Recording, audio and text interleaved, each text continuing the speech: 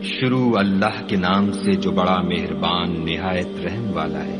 الف لام میم۔ اس میں کچھ شک نہیں کہ اس کتاب کا نازل کیا جانا تمام جہان کے پروردگار کی طرف سے ہے۔ کیا یہ لوگ یہ کہتے ہیں کہ پیغمبر نے اس کو از خود بنا لیا ہے؟ نہیں، بلکہ وہ تمہارے پروردگار کی طرف سے برحق ہے، تاکہ تم ان لوگوں کو ہدایت کرو جن کے پاس تم سے پہلے کوئی ہدایت کرنے والا نہیں آیا، تاکہ یہ رستے پر چلے۔ خدا ہی تو ہے جس نے آسمانوں اور زمین کو اور جو چیزیں ان دونوں میں ہیں سب کو 6 دن میں پیدا کیا، پھر عرش پر قائم ہوا۔ اس کے سوا تمہارا نہ کوئی دوست ہے اور نہ سفارش کرنے والا۔ کیا تم نصیحت نہیں پکڑتے؟ وہی آسمان سے زمین تک کے ہر کام کا انتظام کرتا ہے، پھر وہ ایک روز جس کی مقدار تمہارے شمار کے مطابق 1000 برس ہوگی، اس کی طرف صعود اور رجوع کرے گا۔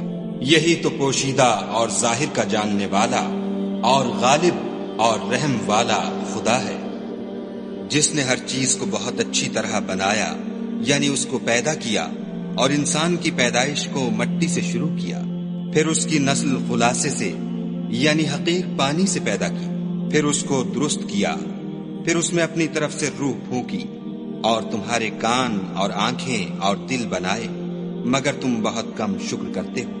اور کہنے لگے کہ جب ہم زمین میں ملیا میٹ ہو جائیں گے تو کیا از سر نو پیدا ہوں گے؟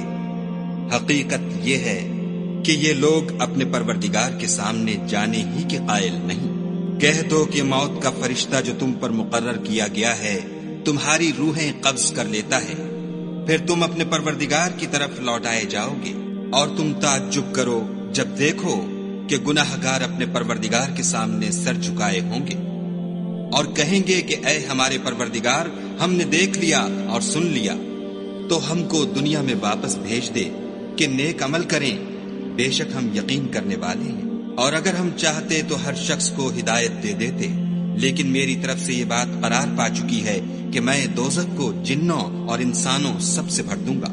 سو اب آگ کے مزے چکھو، اس لیے کہ تم نے اس دن کے آنے کو بھلا رکھا تھا۔ آج ہم بھی تمہیں بھلا دیں گے، اور جو کام تم کرتے تھے ان کی سزا میں ہمیشہ کے عذاب کے مزے چکھتے رہو۔ ہماری آیتوں پر تو وہی لوگ ایمان لاتے ہیں کہ جب ان کو ان سے نصیحت کی جاتی ہے تو سجدے میں گر پڑتے اور اپنے پروردگار کی تعریف کے ساتھ تسبیح کرتے ہیں اور غرور نہیں کرتے۔ ان کے پہلو بچھونوں سے الگ رہتے ہیں، اور وہ اپنے پروردگار کو خوف اور امید سے پکارتے، اور جو مال ہم نے ان کو دیا ہے اس میں سے خرچ کرتے ہیں۔ کوئی متنفس نہیں جانتا کہ ان کے لیے کیسی آنکھوں کی ٹھنڈک چھپا کر رکھی گئی ہے۔ یہ ان اعمال کا صلہ ہے جو وہ کرتے تھے۔ بھلا جو مومن ہو وہ اس شخص کی طرح ہو سکتا ہے جو نافرمان ہو؟ دونوں برابر نہیں ہو سکتے۔ جو لوگ ایمان لائے اور نیک عمل کرتے رہے ان کے رہنے کے لیے باغ ہیں، یہ مہمانی ان کاموں کی جزا ہے جو وہ کرتے تھے، اور جنہوں نے نافرمانی کی ان کے رہنے کے لیے دوزخ ہے، جب چاہیں گے کہ اس میں سے نکل جائیں تو اس میں لوٹا دیے جائیں گے، اور ان سے کہا جائے گا کہ جس دوزخ کے عذاب کو تم جھوٹ سمجھتے تھے اس کے مزے چکھو، اور ہم ان کو قیامت کے بڑے عذاب کے سوا عذاب دنیا کا بھی مزہ چکھائیں گے، شاید ہماری طرف لوٹ آئیں۔ اور اس شخص سے بڑھ کر ظالم کون جس کو اس کے پروردگار کی آیتوں سے نصیحت کی جائے تو وہ ان سے منہ پھیر لے۔ ہم گناہگاروں سے ضرور بدلہ لینے والے ہیں۔ اور ہم نے موسیٰ کو کتاب دی تو تم ان کے ملنے سے شک میں نہ ہونا، اور ہم نے اس کتاب کو یا موسیٰ کو بنی اسرائیل کے لیے ذریعہ ہدایت بنایا، اور ان میں سے ہم نے پیشوا بنائے تھے جو ہمارے حکم سے ہدایت کیا کرتے تھے، جب وہ صبر کرتے تھے اور وہ ہماری آیتوں پر یقین رکھتے تھے۔ بلا شبہ تمہارا پروردگار ان میں جن باتوں میں وہ اختلاف کرتے تھے قیامت کے روز فیصلہ کر دے گا۔ کیا ان کو اس امر سے ہدایت نہ ہوئی کہ ہم نے ان سے پہلے بہت سی امتوں کو جن کے مقامات سکونت میں یہ چلتے پھرتے ہیں ہلاک کر دیا؟ بے شک اس میں نشانیاں ہیں، تو یہ سنتے کیوں نہیں؟ کیا انہوں نے نہیں دیکھا کہ ہم بنجر زمین کی طرف پانی رواں کرتے ہیں، پھر اس سے کھیتی پیدا کرتے ہیں جس میں سے ان کے چوپائے بھی کھاتے ہیں اور وہ بھی کھاتے ہیں، تو یہ دیکھتے کیوں نہیں؟ اور کہتے ہیں اگر تم سچے ہو تو یہ فیصلہ کب ہوگا؟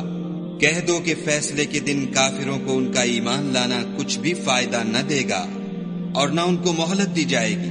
تو ان سے منہ پھیر لو اور انتظار کرو، یہ بھی انتظار کر رہے ہیں۔